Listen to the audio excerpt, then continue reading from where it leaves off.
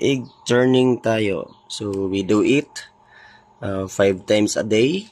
6 a.m., 9 a.m., 12 noon, 3 p.m., and 6 p.m. So, yan. So, nagta-turn yan. Yan. Okay. So, styrofoam ang ating incubator.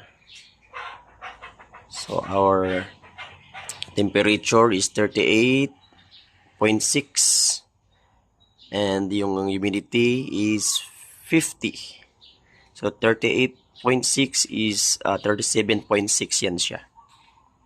So, for egg turning, yung tray is nalagyan natin ng switch para hindi tayo bukas ng bukas at mag-ikot ng itlog.